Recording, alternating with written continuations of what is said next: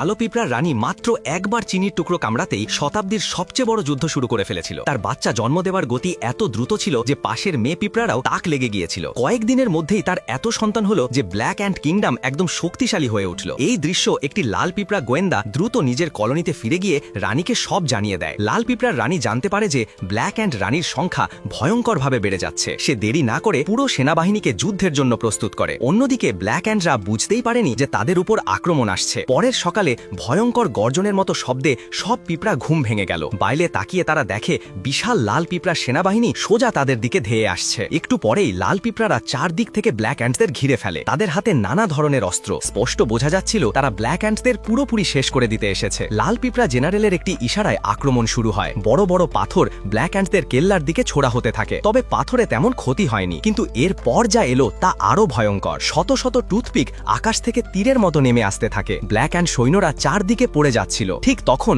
Black and martial পাল্টা আক্রমণের নির্দেশ দেয়। তারা বড় একটি কটন সোয়াবের বাক্স তুলে কেল্লার দেয়াল থেকে নিচে ফেলে দেয়। তারপর তাদের গোপন অস্ত্র বের হয়, এফারভেসেন্ট ট্যাবলেট। ওপর থেকে পড়ে ট্যাবলেটগুলো বহু লাল পিঁপড়াকে চূর্ণ করে দেয়। কিন্তু লাল পিঁপড়ারা হার মানার মতো ছিল না। তারা একটি লোহার বল ছোড়ে যা সোজা ব্ল্যাক অ্যান্ডদের কেল্লার মাঝখানে গিয়ে লাগে। কেল্লা ভেঙে পড়ে। ব্ল্যাক অ্যান্ডদের মধ্যে আতঙ্ক ছড়িয়ে পড়ে। মার্শাল রানীর কাছে অনুমতি চায় চূড়ান্ত অস্ত্র ব্যবহারের। অনুমতি পাওয়ার পর ব্ল্যাক অ্যান্ডরা ম্যাচ বক্স টেনে বের করে। তার ভেতর ছিল তাদের ভয়ঙ্কর অস্ত্র, স্কাই ব্লাস্টার নামে একটি ফায়ারওয়ার্ক রকেট। এর বিস্ফোরণ এত শক্তিশালী ছিল যে পুরো সেনাবাহিনী উড়ে যেতে পারত। যদি লাল পিঁপড়ারা জানত যে ব্ল্যাক অ্যান্ডদের এমন অস্ত্র আছে তবে তারা আক্রমণ করার সাহসী পেত না। কিন্তু সমস্যা ছিল তাদের কাছে মাত্র একটি ম্যাচস্টিক বাকি ছিল। সময় খুব কম। তারা ঝুঁটি নেয়। এক ব্ল্যাক অ্যান্ড ম্যাচ জ্বালায়, রকেটের ফিউজে আগুন লাগায়। স্কাই ব্লাস্টার আকাশে উঠে ভয়ঙ্কর বিস্ফোরণে ফেটে যায়। লাল পিঁপড়া বাহিনীর বেশিরভাগ ধ্বংস হয়ে যায়। তবুও জেনারেল হার মানে না। সে বেঁচে থাকা সৈন্যদের আরো জোরে আক্রমণের নির্দেশ দেয়। চারদিকে লাল পিঁপড়াদের আঘাত। ব্ল্যাক অ্যান্ডদের আর কিছুই বাকি নেই। তারা এদিক ওদিক ছুটতে থাকে। তখন এক ছোট লেডিবাগের মনে পড়ে যায় জঙ্গলে আরো একটি ম্যাচবক্স লুকানো আছে। সে জেনারেলকে জানায়,